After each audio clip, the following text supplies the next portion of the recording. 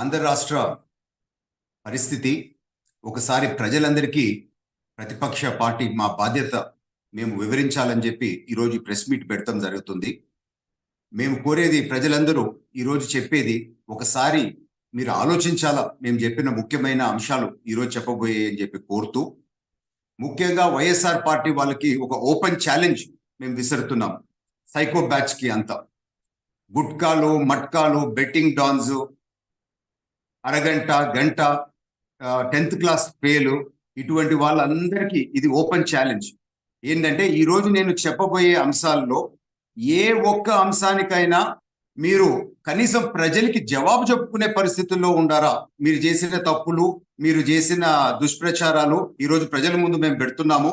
ఒక్కదానికన్నా మీరు వివరణ ఇచ్చుకునే పరిస్థితిలో ఉంటారా అని చెప్పి ఈ వైఎస్ఆర్సిపి సైకో బ్యాచ్ కంతా నేను మరొకసారి ఛాలెంజ్ విసురుతూ మొదలు పెడుతున్నాను. ఎలక్షన్స్ కన్నా ముందు జగన్మోహన్ రెడ్డి గారు నాకు ఒక్క ఛాన్స్ ఇవ్వండి అని చెప్పి రాక్షస పరిపాలన ఈ రోజు ఇస్తూ, నేను ఉన్నాను, నేను విన్నాను అని చెప్పి ఎలక్షన్స్ ముందు చెప్పి, ఈ రోజు ఎవరికన్నా కలిసినాడా, ఎవరి మాట అన్నా ఇన్నాడా అని చెప్పి నేను ఈరోజు ప్రశ్నిస్తున్నాను. మాట తప్పను, మడమ తిప్పను అని చెప్పి ఎలక్షన్స్ ముందు చెప్పి వందలాది మాటలు తప్పటము, అనేక సార్లు మడమ తిప్పటము ఈ రోజు చేశారు. వివరాలు ఇప్పుడు చెప్పబోతున్నారు. ఎలక్షన్స్ ముందు ముద్దులు పెట్టుకుంటా తిరిగి ఇప్పుడు గుద్దులు గుద్దుతా ఉన్నాడు. ఇది ప్రజలు గమనించాలా అని చెప్పి నేను తెలుపుకుంటున్నాను. వైఎస్ఆర్సిపి వాళ్ళు, ముఖ్యంగా జగన్మోహన్ రెడ్డి గారు, మా మేనిఫెస్టో, ఖురాను, బైబిల్, భగవద్గీత మేము చెప్పినట్టు చేస్తాము అని చెప్పి ఇన్ని రోజులు మాటలు మార్చి చెప్పి 5 సంవత్సరాలు అవుతున్నా కానీ మేనిఫెస్టోలో ఇచ్చిన హామీలు, అనేక హామీలు ఇప్పటిదాకా నెరవేర్చలేదు అని అంటే ఇది ప్రజల్ని మోసం చేసినట్టు కాదా అని చెప్పి నేను మొదటిగా ప్రశ్నిస్తా ఉన్నాను. ఎలక్షన్ అయిపోగానే వైఎస్ఆర్ పార్టీ అధికారంలోకి రాగానే ప్రజావేదిక మీరు కూల్చినారు. ఎందుకు అని అంటే ఏదో రూల్స్ వయలేషన్ చేసింది అని చెప్పి. సరే, రూల్స్ వయలేషన్ ఇక్కడ జరుగుంటే కొన్ని వేలాది స్ట్రక్చర్స్ అక్రాస్ స్టేట్ ఉంటే ఏ ఒక్కదాన్ని ఎందుకు కూల్చలేదు? సరే, పోనీ ఇది కూల్చిన దాన్ని కనీసం అది క్లియర్ అన్నా ఇంతవరకు ఎందుకు చేయలేదు? కేవలము ప్రజా డబ్బుని వృధా చేశారు, కక్ష రాజకీయం చేసినారు. ఆంధ్ర రాష్ట్ర ప్రజలు దయచేసి ఆలోచించండి, ఇటువంటి వాడికి ఓటు వేయాలా అని చెప్పి ఆలోచించండి అని చెప్పి కోరుతున్నాను. రెండో పని ఏం చేశారు? ఇమ్మీడియట్ గా ఉచిత ఇసుక పాలసీ ఆపేశారు. దాదాపు 4 నెలలు 1 గ్రాము ఇసుక కూడా బయటకు రానియకుండా 40 లక్షల మంది భవన నిర్మాణ కార్మికులు పొట్టలు కొట్టి 125 వృత్తులు, వ్యాపారాలు ఆంధ్ర రాష్ట్రంలో దెబ్బతీసి వీరు కనీసం పట్టించుకోలేని పరిస్థితిలో ఉంది. అదే విధంగా అదే 4 నెలలు మీ భారతీయ సిమెంటో లేకపోతే సాక్షి పేపరో మీ వ్యాపారాల్లో మీరు ఆపినారా? కానీ మీరు ఆపుకోలేదు. కేవలము పేదలు పొట్టగొట్టేదానికి ఇటువంటి పాలసీ తీసుకొని వచ్చినారు. అంటే ఎటువంటి లెక్కలేనితనం ఉందో ఒకసారి ఆంధ్ర రాష్ట్ర ప్రజలు ఆలోచించండి. ఇటువంటి వాడికి ఓటు వేయాలా అని చెప్పి నేను ప్రశ్నిస్తా ఉన్నాను. మరొకటి, ఇమ్మీడియట్ గా అధికారంలోకి గతంలో రాగానే అమరావతిని ఆపేశారు. ఆపేసి అక్కడ ఉండే కాంట్రాక్టర్ని తరిమేశారు. ఆ కాంట్రాక్టర్లు పెట్టుకున్న వాళ్ళ మెటీరియల్ ఇసుక కూడా దొంగలించుకొని పోయినారు. ఇసుక ఎందుకు మీరు దొంగలించుకోపోయినారు అని చెప్పి మరొకసారి ఇప్పుడు నేను ప్రశ్నిస్తున్నాను. ఎందుకంటే మీరు కట్టే ఉద్దేశం లేదు గనక. అదే విధంగా 60 నుంచి 90% పూర్తి అయిన బిల్డింగ్లు ఇంతవరకు వేలాది కోట్లు వాటి మీద ఖర్చు పెట్టిన తర్వాత ఎందుకు మీరు వాటిని పూర్తి చేయకుండా 5 సంవత్సరాలు అయినా కానీ ఒక్క ఇటుకరాయ కూడా అక్కడ వేయలేదు? మీ ఉద్దేశం ఏంది అని చెప్పి నేను ప్రశ్నిస్తా ఉన్నాను. మోదీ గారు అమరావతికి డబ్బు ఇస్తానని చెప్పి చెప్తే ఎందుకు మీరు ఇంతవరకు అడిగి ఆ డబ్బు తెచ్చుకోలేని పరిస్థితిలో మీరు ఉండారు అని చెప్పి నేను ప్రశ్నిస్తా ఉన్నాను. అదే విధంగా మీరు చూస్తే కౌన్సిల్లో నేను ఒక ప్రశ్న అడిగినాను, మీరు అమరావతిని ఇక్కడ నుంచి ఎత్తేస్తున్నారా అంటే లేదు, మేము ఎత్తేయటం లేదు, అమరావతి ఇక్కడే ఉంటుందని చెప్పి రిటర్న్ లో, రైటింగ్ లో ఇచ్చినారు. ఈ రోజు మోసం చేసినారు. ఇటువంటి వాళ్ళకి ఓటు వేయాలా అని చెప్పి నేను ప్రజల్ని ఆలోచించమని చెప్పి కోరుతున్నాను. మరొకటి, పోలవరం ప్రాజెక్టు, రన్నింగ్ ప్రాజెక్టు, వారం రోజుల్లో ఆ కాంట్రాక్టర్ ని మెడకాయ పెట్టి మీరు బయటకు దోసేశారు. ఎందుకు రన్నింగ్ ప్రాజెక్ట్ ని మీరు ఆపినారు? పోనీ మీరు ఆపేటప్పుడు వర్షాలు వస్తాయి, ఫ్లడ్ వచ్చినప్పుడు ఆ డ్యామ్ ని ప్రొటెక్ట్ చేసుకునే మెకానిజం ఏదో ఒక్కటి చేయకుండా ఎందుకు మీరు కాంట్రాక్టర్ ని తరిమేశారు? ఈ రోజు ఆ నష్టానికి బాధ్యులు మీరు కాదా అని చెప్పి నేను ప్రశ్నిస్తా ఉన్నాను.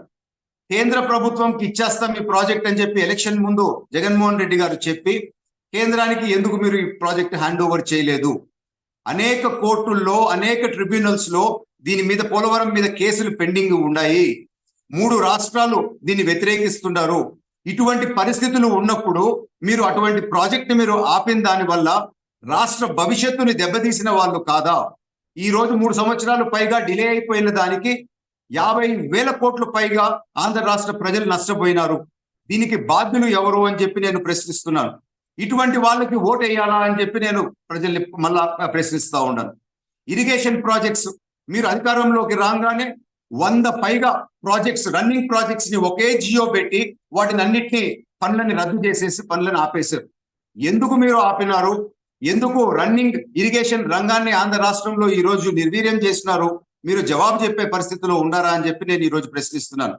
అదే విధంగా ఇన్వెస్ట్మెంట్స్ మీరు చూస్తే అధికారంలోకి మీరు రాగానే 1,80,000 కోట్ల ఇన్వెస్ట్మెంట్స్ తెలుగుదేశం టైంలో సంతకాలు పెట్టి మేము డబ్బులు పెడతామని చెప్పిన వాళ్ళందరినీ మీరు భయభ్రాంతులు చేసి వాళ్ళని భయపెట్టి వాళ్ళ దగ్గర డబ్బులు అడిగి వాళ్ళు పారిపోయే విధంగా చేసినారు. ఇది వాస్తవము కాదా అని చెప్పి నేను ఈరోజు ప్రశ్నిస్తున్నాను. అదే విధంగా పవర్ పర్చేజ్ PPAలు రద్దు చేశారు. కేంద్రం కూడా చెప్పింది ఈ పని మీరు చేస్తే మీ రాష్ట్రానికే కాదు దేశానికంతా కూడా చెడ్డ పేరు వస్తుంది, చెయ్యొద్దు అని అంటే కూడా మీరు పట్టించుకోకుండా పాత పవర్ పర్చేస్ అగ్రిమెంట్స్ అన్నీ ₹5 లోపల యూనిట్ కి ఉన్న అగ్రిమెంట్స్ క్యాన్సిల్ చేసేసి ఈ రోజు పీక్ లో ₹18 పెట్టి కొంటున్నారు. ఇది అవకతవకల తుగ్లక్ పరిపాలన కాదా? ఇది అప్పుడే టైంలో వెళ్ళిపోయే వ్యాపారస్తులు ఆంధ్ర రాష్ట్రంలో ఫైనాన్షియల్ టెర్రరిజం జరుగుతా ఉంది అని చెప్పి బిజినెస్ వాళ్ళు చెప్పింది వాస్తవం.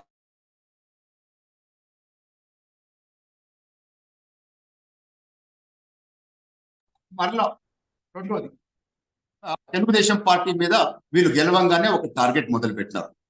రకరకాల మా నాయకుల పైన, గ్రామాల పైన, ఎక్కడెక్కడ తెలుగుదేశం గ్రామాలు ఉన్నాయో వాళ్ళని ఊరు వదిలిపెట్టి పంపించేటట్టు చేశారు. అంటే మన దేశంలో మన గ్రామాల్లో మన దగ్గరే మనం లేకుండా వెళ్ళిపోయే పరిస్థితి వచ్చిందంటే ఇది బ్రిటిష్ పరిపాలన కన్నా ఇంకా అన్యాయంగా లేదా అని చెప్పి నేను ఈ రోజు ప్రశ్నిస్తున్నాను. ఈ కేసులన్నీ దాదాపు 2,000 కేసులు మేము రెడీ చేసి ఎలక్షన్ మన అసెంబ్లీ టైంలో ప్రభుత్వానికి మేము త్రూ అసెంబ్లీ అండ్ కౌన్సిల్ ద్వారా ఇస్తే ఏ ఒక్క దాని మీద కూడా చర్యలు తీసుకోలేదు. టీడీపీ నాయకుల పైన అక్రమ కేసులు, టీడీపీ నాయకుల పైన అక్రమ అరెస్టులు, ఆర్థిక మూలాల పైన దెబ్బతీయటము చేసింది వాస్తవము కాదా? ఫ్రైడే శుక్రవారం అయిందంటే ఎవరిని ఎత్తుకోబోతారో తెలియదు, ఎవరిని ఎప్పుడు హౌస్ అరెస్ట్ చేస్తారో తెలియదు, ఎవరిని ఎప్పుడు ఇల్లీగల్ డిటెన్షన్ చేస్తారో తెలియదు. అందరు ఫోన్లు ట్యాపింగ్ లో ఉన్నాయి, నాయకులవి బెదిరింపులు. ఇటువంటి పరిస్థితి కోసమే మనకి ఆనాడు మన స్వాతంత్ర సమర యోధులు పోరాడి వాళ్ళ ప్రాణాలు ఇచ్చి స్వాతంత్రం తీసుకొని వచ్చినారా? ఇటువంటి బానిసత్వ బతుకు మనకి అవసరమా అని చెప్పి నేను ఓటర్లందరినీ ఇటువంటి వాళ్ళకి ఓటు వేయాలా అని చెప్పి నేను ప్రశ్నిస్తా ఉన్నాను. మళ్ళా ఈ ప్రభుత్వం అధికారంలోకి రాగానే అనేక నెలల్లో తెలుగుదేశం పార్టీ పెట్టిన 120 సంక్షేమ పథకాలు రద్దు చేశారు. నిరుద్యోగులకి ఉద్యోగం లేకుండా నిరుద్యోగ భృతి తీసేశారు. పేదవాళ్ళని ఆదుకోకుండా చంద్రన్న బీమా తీసేశారు. అన్నం పెట్టే అన్నా క్యాంటీన్ తీసేశారు. ఇవన్నీ మీరు ఎందుకు తీసినారు అని చెప్పి నాకు ఇప్పటికీ అర్థం కావటం లేదు. నేను ప్రశ్నిస్తా ఉన్నాను. ఇటువంటి పథకాలన్నీ మీరు తీసేస్తారని చెప్పి ఎలక్షన్ ముందు మీరు చెప్పి ఉంటే మీరు గెలిచుండే వాళ్ళ, ప్రజలు మీకు ఓటేస్తుండే వాళ్ళ అని చెప్పి నేను సూటిగా ప్రశ్నిస్తూ, ఇటువంటి వాళ్ళకి ఓటు వేయాలా అని చెప్పి మరొకసారి నేను ప్రశ్నిస్తా ఉన్నాను.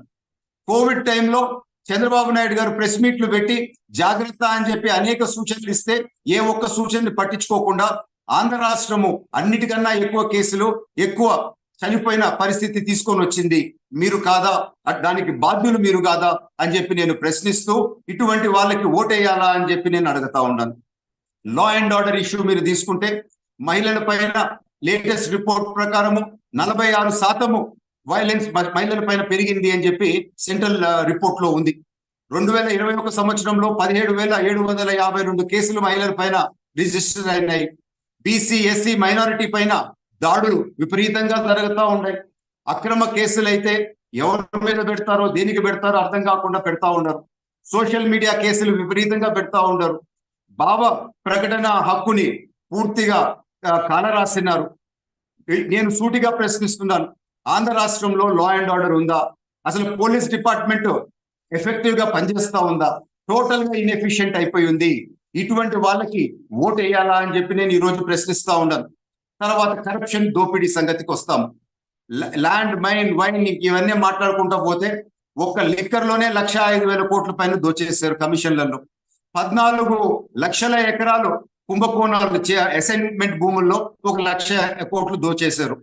ఇండోసోల్ దోపిడీలో 75,000 కోట్లు దోచేశారు. విద్యుత్ ఒప్పందాల్లో 55,000 కోట్లు దోచేశారు. వైజాగ్ భూముల్లో 40,000 కోట్లు దోచుకున్నారు. ఇసుక దోపిడీలో 60,000 కోట్ల దాకా దోచేశారు. గ్రావెల్, సిలికా, శాండ్ మైన్స్ లో 39,000 వీళ్ళు దోచేశారు కోట్లు. గంజాయి డ్రగ్స్ లో 37,000 కోట్లు దోచేశారు. ఎర్ర చందనములు 25,000 కోట్లు దోచేశారు. ఇట్లా లెక్క చెప్పుకుంటా పోతే టైం సరిపోదు, మరొక ప్రెస్ మీట్ పెడతాను దీని కొరకు.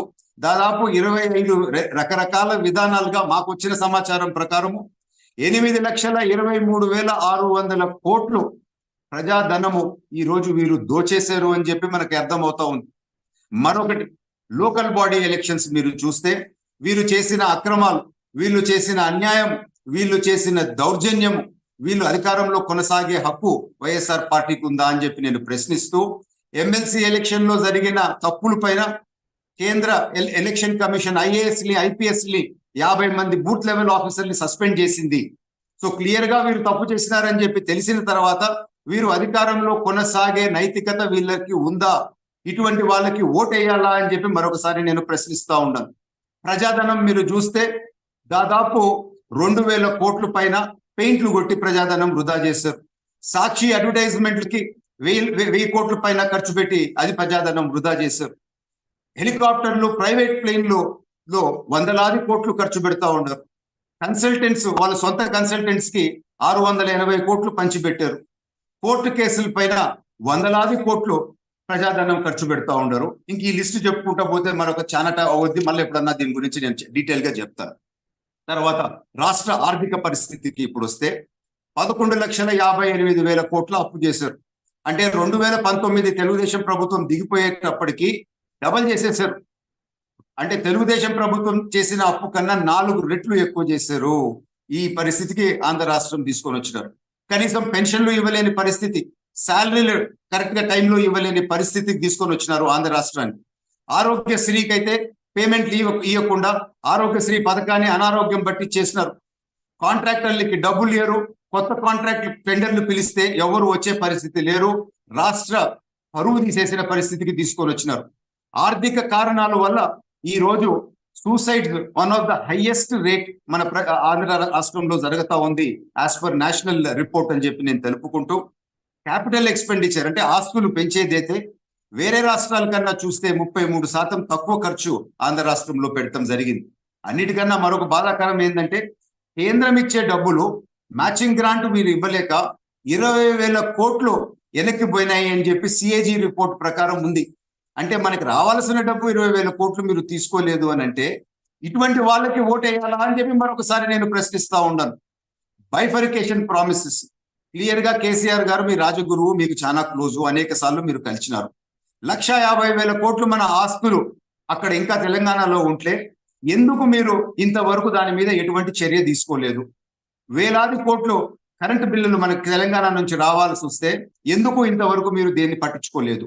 ఈ అన్ని సమస్యలు పెండింగ్ గా ఉన్నప్పుడు ఎందుకు మన సెక్రటేరియట్ బిల్డింగ్ మీరు కేసీఆర్ గారికి గిఫ్ట్ ఇచ్చినారు అని చెప్పి నేను ఈ రోజు సూటిగా ప్రశ్నిస్తా ఉన్నాను. కేంద్రం ఇస్తానన్న అనేక హామీలు కూడా మీరు ఎందుకు కేంద్రాన్ని అడిగి తీసుకొని రావటం లేదు?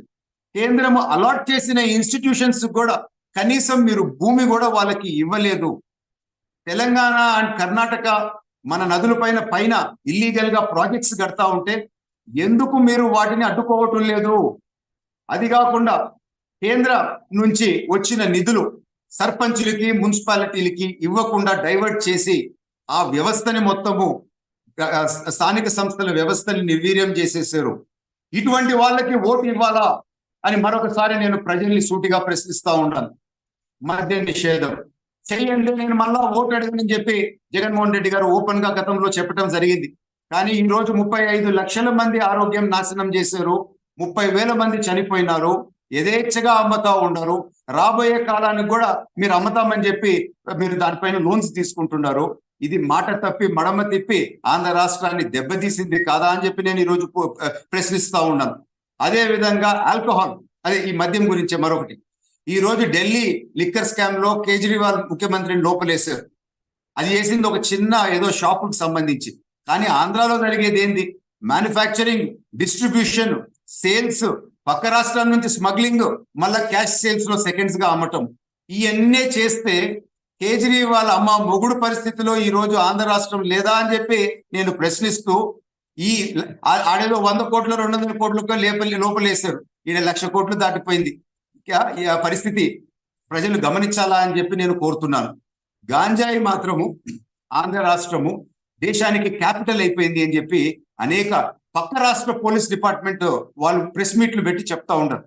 మా రాష్ట్రాల్లో కూడా దొరికే గాంజాయి అంతా ఆంధ్ర నుంచి వస్తా ఉంది అని చెప్పి. సో ఆంధ్రాని మీరు గాంజా క్యాపిటల్ చేసేసారు. అన్నిటికన్నా దరిద్రమైనది ఏంటంటే ఇప్పుడు కొత్తగా బయటపడుతున్న ఇన్ఫర్మేషన్ అంతా డ్రగ్స్, నార్కోటిక్స్ బ్యూరో రిపోర్ట్ ప్రకారము ఆంధ్ర రాష్ట్రం నెంబర్ 1 స్థాయి డ్రగ్స్ లో కూడా ఉంది.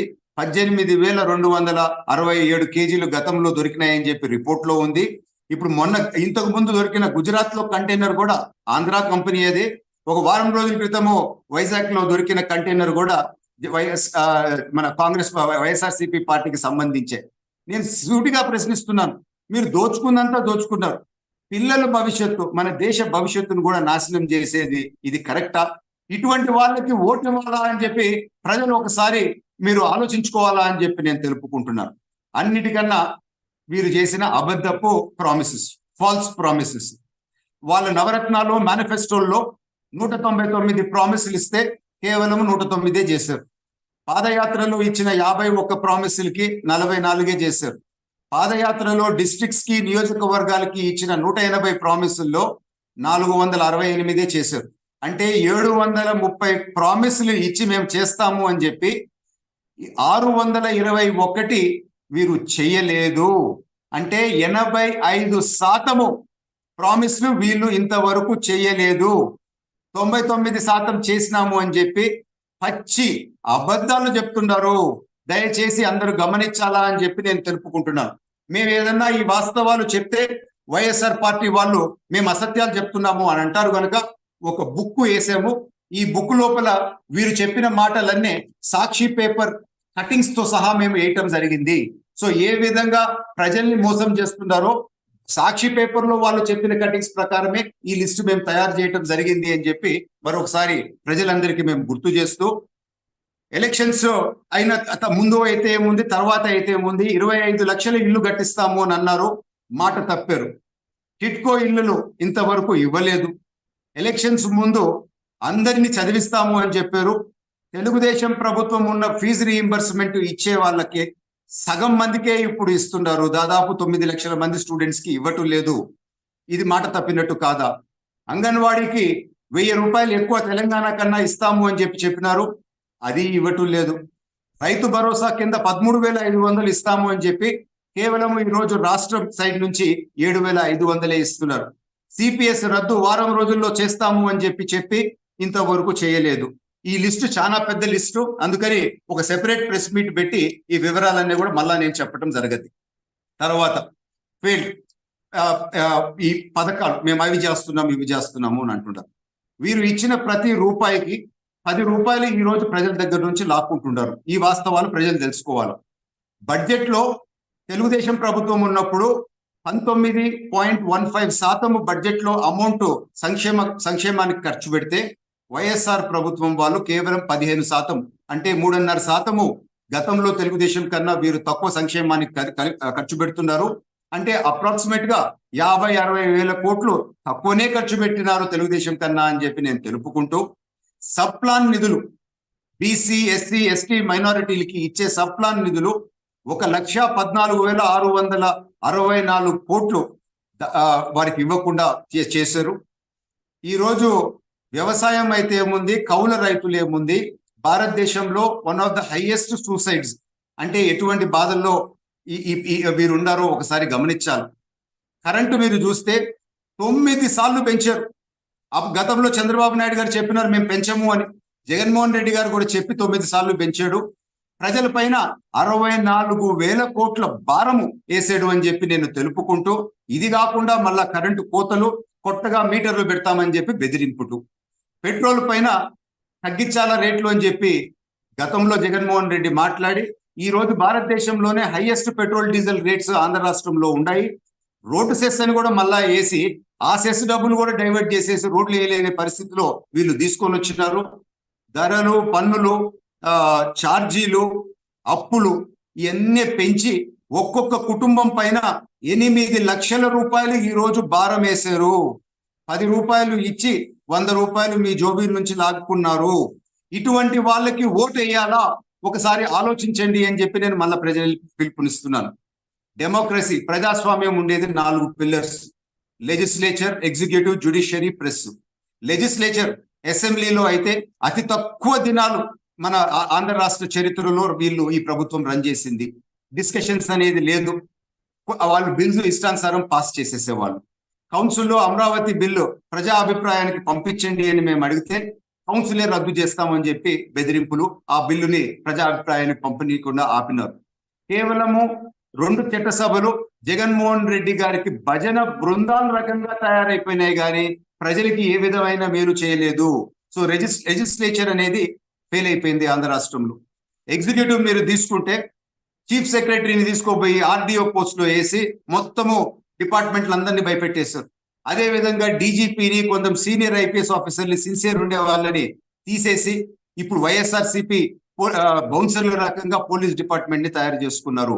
అంటే ఏ ఒక్క అధికారి కూడా పని చేయనీయకుండా వీళ్ళు భయభ్రాంతుల్లో పెట్టేసినారు. ఆంధ్ర రాష్ట్రంలో ప్రజలకి సేవ చేసే పరిస్థితుల్లో అధికారులు లేరు అని చెప్పి మనకు అర్థమవుతా ఉంది. జ్యుడిషియరీ మనం తీసుకుంటే సోషల్ మీడియాలో జడ్జిల మీద రకరకాల దూషణలు పెట్టినారు. ఈ రోజు 530 జడ్జిమెంట్లు ఈ ప్రభుత్వం పైన వ్యతిరేకంగా వచ్చినాయి. ఒక్క జడ్జిమెంట్ వస్తేనే గతంలో రాజీనామా చేసిన ముఖ్యమంత్రులు 530 వచ్చినాయి అని అంటే ఎంత సిగ్గులేని పరిస్థితిలో ఈ ప్రభుత్వం ఉందో ఒకసారి ప్రజలు గమనించాలా. దాదాపు 30,000 పైగా contempt of court cases file అయినాయి. హైయెస్ట్ ఇన్ ఇండియా ఈ ప్రభుత్వం పైన.